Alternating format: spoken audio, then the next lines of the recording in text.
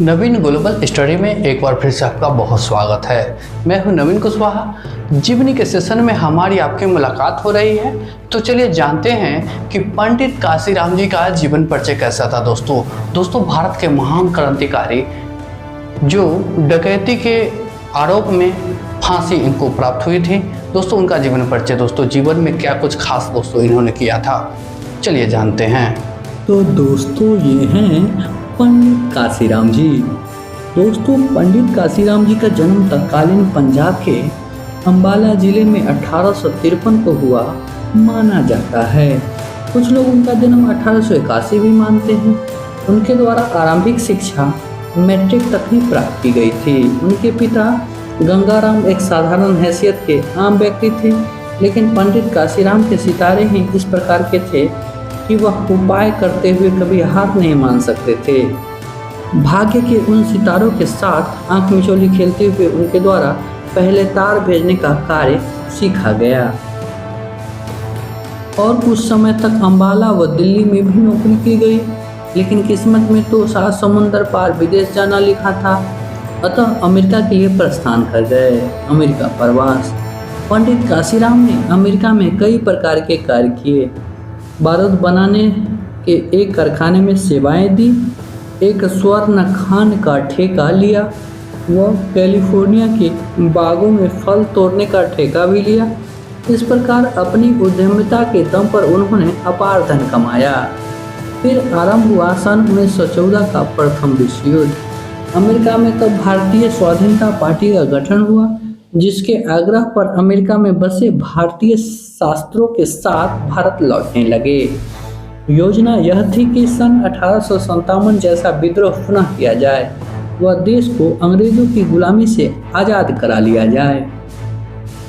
उद्देश्य महान था, क्योंकि उस समय इंग्लैंड की हैसियत आदि दुनिया के चक्रवर्ती सम्राट की भांति थी। पंजाब में वापसी। दोस्तों इस प्रकार 25 नवंबर 1914 को पंडित काशीराम भारत में ही नहीं बल्कि पंजाब में अपनी जन्मस्थली पर भी आ गए। यह एक बड़ी बात थी, क्योंकि ज़्यादातर विद्रोही बंदरगाह पर उतरते ही पकड़कर रेलगाड़ी से पंजाब की जेलों में भेज दिए गए थे। बहुत कम ही आज़ाद रह पाए थे। मातृभूमि पंजाब आकर पंडित काशीराम क्रांतिकारियों में लग गए।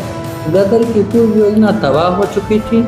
जो बंदूकें, पिस्तौल व असला खरीदकर जहाज़ों से भारत भेजा गया था, वह तकरीबन सारा का सारा हुकूमत ने बीच में ही जब्त कर लिया था।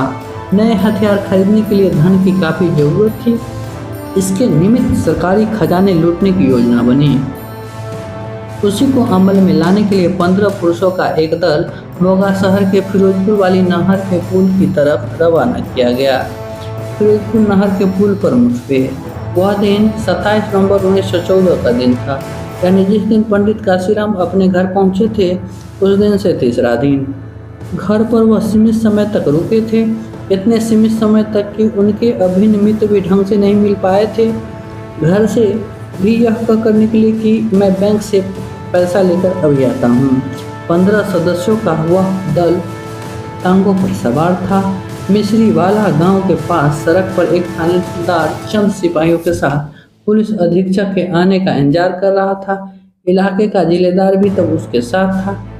आंदोलन के कारण पंजाब में अशांति थी, इस कारण पुलिस सतर्क रहती थी। थानेदार को उसके दल पर संदेह हुआ। उसने रुकने का इशारा किया। जब वे नहीं रुके तब उसने एक घुड़सवार सिपाही को रोकने हेतु रवाना किया। उसने तांगों को रोक लिया। वह थानेदार के पास लेकर आया। 15 सदस्यों का वह दल निडरतापूर्वक वहां पहुंचा। सवालात करने पर उसने लोगों से कहा कि हम सैनिक भर्ती के कार्य से जा रहे हैं। थानेदार बोला, थोड़ी देर रुको, अधीक्षक साहब आ रहे हैं, उनकी अनुमति मिलने के बाद ही आप लोग आगे जा सकेंगे। पुलिस अधीक्षक की तसल्ली होनी नहीं थी और सारा खेल खराब हो जाना था। अतः नज़रों ही नज़रों में बात करके निर्णय लिया गया कि एक टोली के एक शख्स ने थानेदार पर गोलियां चला दी। जिलेदार पर भी गोली दागी गई। दोनों जख्मी होकर गिर पड़े। अन्य सिपाही मारे खौफ के भाग खड़े हुए। उन्होंने गांव जाकर हल्ला मचा दिया कि डाकुओं ने थानेदार और जिलेदार को मार दिया है। उन दिनों अंग्रेजों का यही नीति बना रखी थी कि क्रांतिकारियों को डाकू घोषित कर दिया जाए ताकि उन्हें जनता का समर्थन व हमदर्दी प्राप्त न हो। गिरफ्तारियां। डाकुओं का नाम सुनकर ग्रामीणों की भीड़ भी उमड़ आई। उसके हाथ जो भी हथियार लगा उसे लेकर वे घटना स्थल पर पहुंचे और क्रांतिकारियों के पीछे लग गए। स्पष्ट था कि अपने ही भाइयों को उस समय सच्चाई समझाई नहीं जा सकती थी और न ही भीड़ का सामना किया जा सकता था।